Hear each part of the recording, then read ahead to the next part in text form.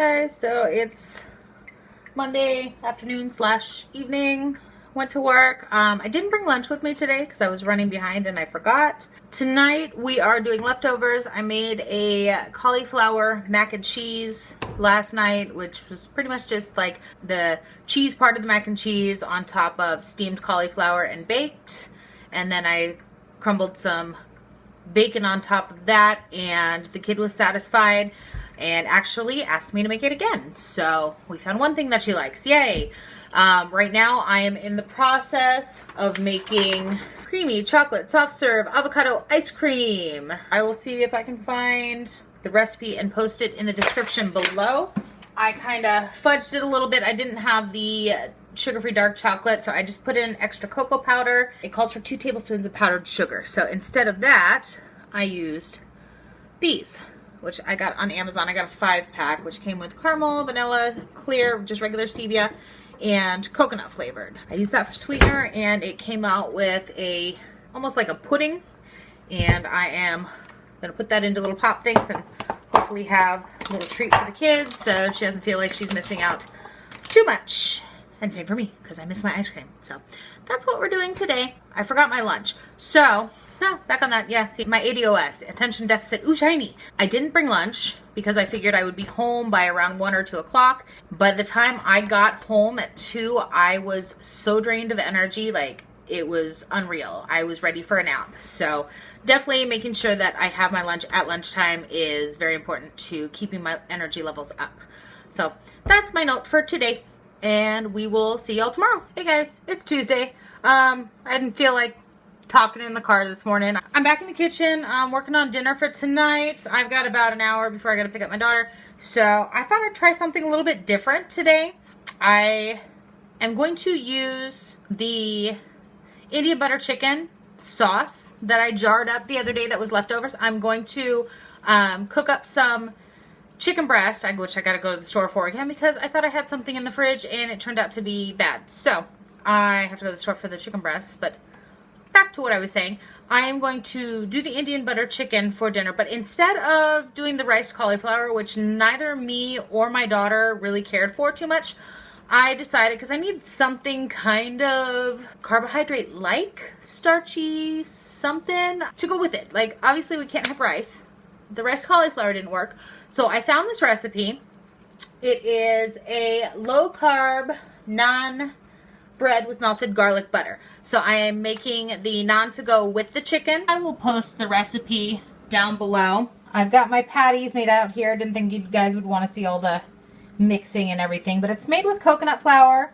And then I've got a few of them frying up. I've got my oven preheated so I can put them in to keep them warm while I'm cooking the rest. All right, so the main reason I wanted to show you all this is because hopefully these will turn out really well, and I will post the recipe down below. But one thing in that the recipe called for was 2 tablespoons of ground psyllium husk powder, okay? And I could not find this in any store. I could not find it at Market Basket. I could not find it at Walmart. I could not find it at Aldi. I couldn't even find it at Trader Joe's. So I went online, trusty Amazon, and I purchased this for, I want to say it was like $14 or $15. And this is something I'm betting you could probably find it at an Indian store, but I don't know where any Indian stores are in my general vicinity. So I just got tired after searching like 3 or 4 stores and went on Amazon, found it, figured it'll be one of the cheaper prices I can find, and it will be here in 2 days, and then I'll make it then because I wanted to make it that night. Anyhow, I will put a link to this on Amazon site down below. So if you are interested in making these garlic naan, you know where to find it. In the recipe, you'll see that it has a garlic butter that you can spread on it.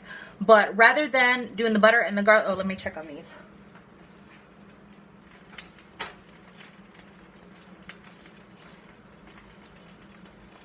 I think my pan is too hot, and I think I put a little too much water in there. Rather than making the garlic butter, I just put a little bit of garlic juice from like the minced garlic jar. I took some of the juice, like half a teaspoon or so, and I poured it into the dough and mixed it in with the dough so that the garlic flavor will be actually infused into the naan. And so there's that. And also very important, and I've seen this in another video, is it calls for 2 cups of boiling water.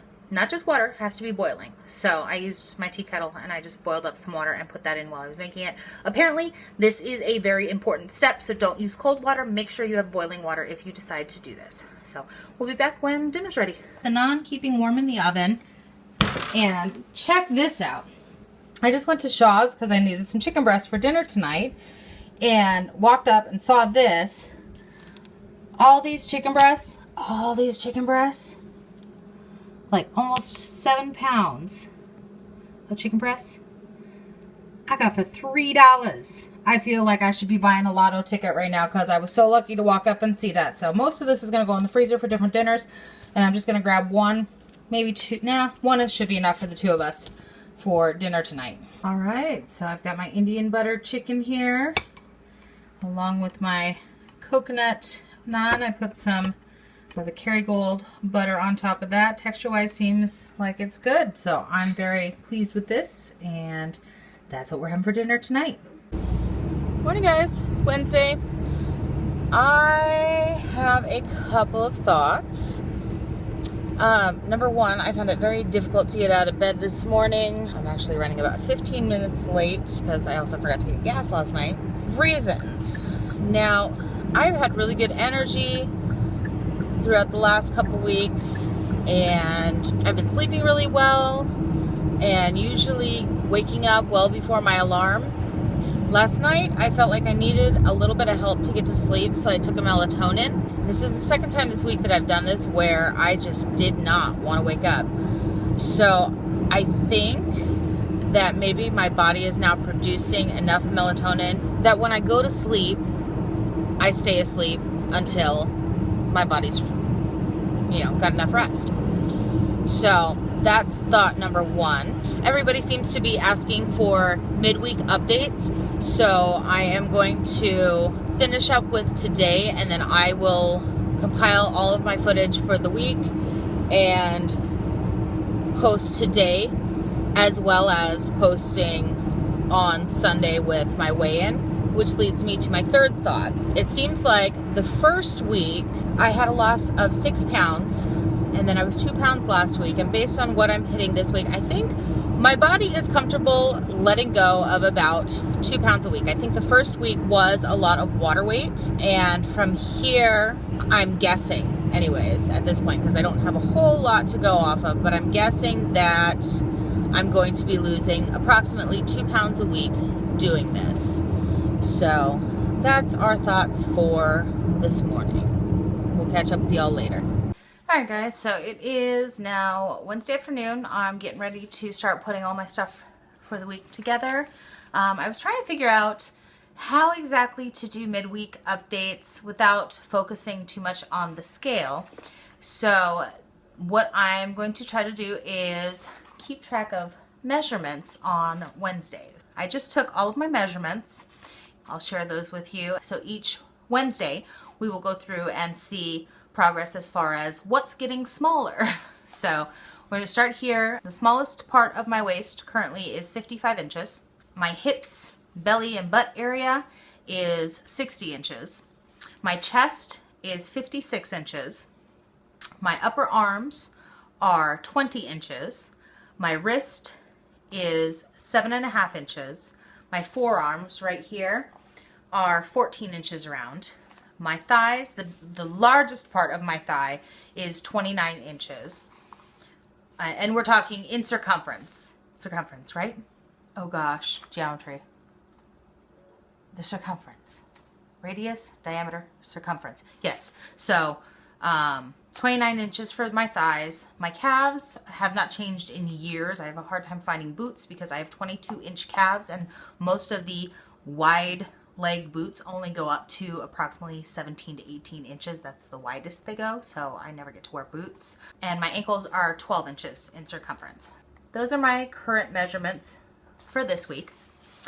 If you like this midweek update, give me a thumbs up. Don't forget to subscribe down below to see the progress that I make. Thanks for watching, and we'll see y'all later. Bye.